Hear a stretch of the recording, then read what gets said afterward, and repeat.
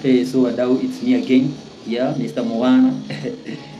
Nimesikia complaints nyingi by the way. Complaints za wasee vijana wadogo wanaibua pesa So unacheki hizi kampuni za masimu hizi.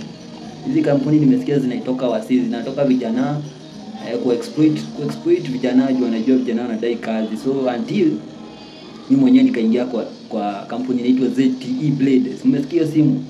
Wakenya wengi wamechukua hiyo simu. So kuna leta mimi nataka kuwatumia. Unajua mimi si yule wa kutokoa.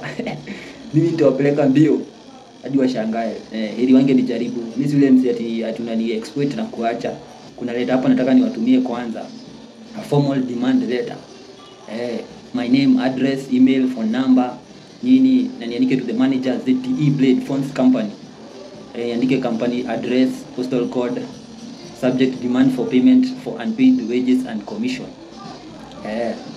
Dear sir, kama ni madam, I don't care. Alafu niandike I'm writing regarding my employment as a promoter with ZTE Blade Phones Company from a certain date to the end date. I served diligently during my tenure, including a full month from that date to some date and additional days thereafter. I have received payment of shilling 18,000 for the first full month and that 500 for 5 days in the subsequent month. However, I have not been paid for the last 10 days I worked, date fulani to fulani, and the commission owed for myself during this period. I formally demand that you pay the outstanding amount of unpaid wages for 10 days. Commission owed pia hiyo do lazima iwekwe. This payment should be made within 7 days from the date of this letter.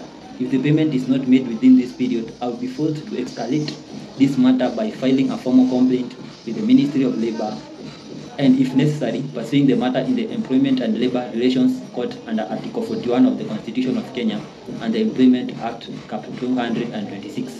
I trust that this matter will be resolved promptly and amicably. Yours faithfully, jina langu na signature.